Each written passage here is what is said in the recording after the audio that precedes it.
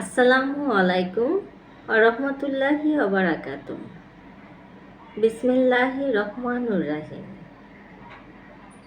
স্বাগতম প্রিয় দর্শকবৃন্দ।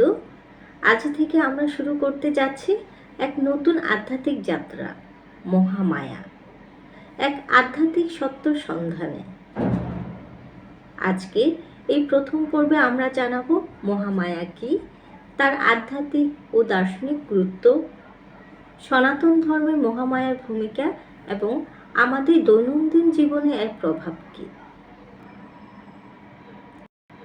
বন্ধুরা, আমরা এখন জানব মহামায়া কি। মহামায়া শব্দটির অর্থ হল মহা অর্থাৎ বড় এবং মায়া অর্থাৎ ভ্রম বা আচ্ছাদন। সনাতন ধর্মে মহামায়াকে ঈশ্বরের এক শাশ্বত শক্তি হিসেবে দেখা যায়, যিনি সমগ্র সৃষ্টির স্থিতি এবং ধ্বংসের জন্য দায়ী। তিনি শুধুমাত্র জগতের সৃষ্টি করেন না, বরং এই জগতের মায়া বা বিভ্রমে আচ্ছাদন সৃষ্টি করেন। মহামায়া হচ্ছে সেই শক্তি যা আমাদের চেতনাকে আচ্ছন্ন করে রাখে এবং আমাদের সত্যের উপলব্ধিকে বাধাগ্রস্ত করে।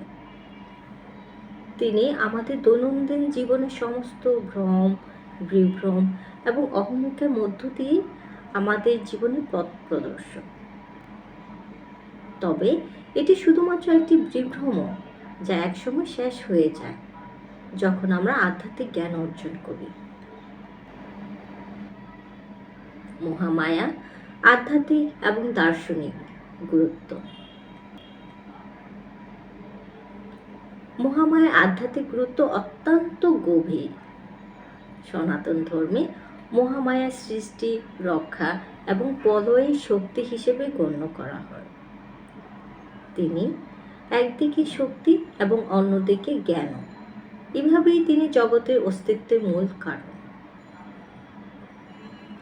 দার্শনিক দৃষ্টিকোণ থেকে মহামায়া এমন এক শক্তি যা আমাদের সত্য উপলব্ধির পথে বাধা সৃষ্টি করে।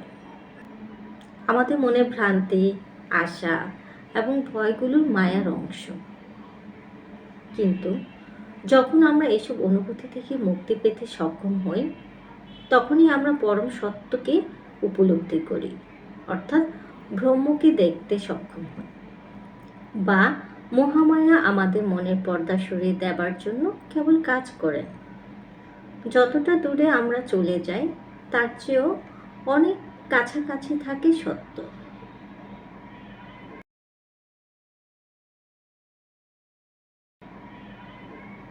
সনাতন ধর্মে শাস্ত্রসমূহে মহামায়া অনেক ভিন্ন ভিন্ন ভূমিকা তুলে ধরা হয়েছে। শ্রীমদ্ ভগবদ গীতায় আমরা দেখি শ্রীকৃষ্ণ নিজে মহামায়ার অধীনে মায়ের শক্তি দিয়ে এই জগৎকে পরিচালনা করেন। তিনি বলেন, মায়া শক্তি আমার অঙ্গ এবং এর মাধ্যমে সমস্ত জগৎ সৃষ্টি হয়। মহামায়ায় শ্রীলক্ষ্মী, দুর্গা, কালী এমন অনেক দেবীর রূপে প্রতিফলিত হয়। প্রতিটি দেবীর রূপেই মহামায়ার একটি বিশেষ শক্তি রয়েছে, যা আমাদের আধ্যাত্মিক যাত্রাকে শক্তি ও সাহস প্রদান করে।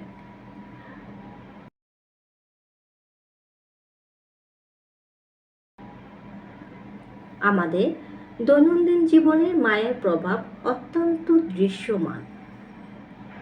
আমরা সর্বদা জীবনের বিভিন্ন ভোগের প্রতি আকৃষ্ট থাকি, অথবা ভয়ের কারণে অনিশ্চয়তার দিকে ধাবিত হই। আমাদের মন কখনো অস্থির, কখনো আবার অহংকারে পরিপূর্ণ। মায়া এই সব অনুভূতি তৈরি করে আমাদের মধ্যে।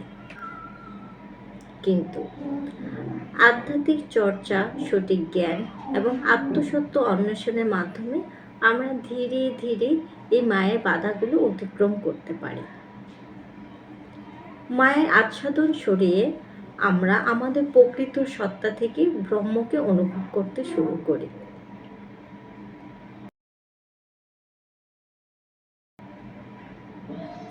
আজকে পর্বে আমরা মহামায়া প্রাথমিক পরিচয় সম্পর্কে জানলাম। মহামায়া কি, তার আধ্যাত্মিক গুরুত্ব, সনাতন ধর্মে তার ভূমিকা এবং আমাদের জীবনে তার প্রভাব সম্পর্কে ধারণা পেলাম। পরবর্তী পর্বে আমরা আলোচনা করব মহামায়ার ত্রিগুণ, সত, রজ এবং তম গুণের প্রভাব নিয়ে। সুতরাং আমাদের সাথে থাকুন এবং এই আধ্যাত্মিক যাত্রায় এগিয়ে চলুন। সকলকে ধন্যবাদ।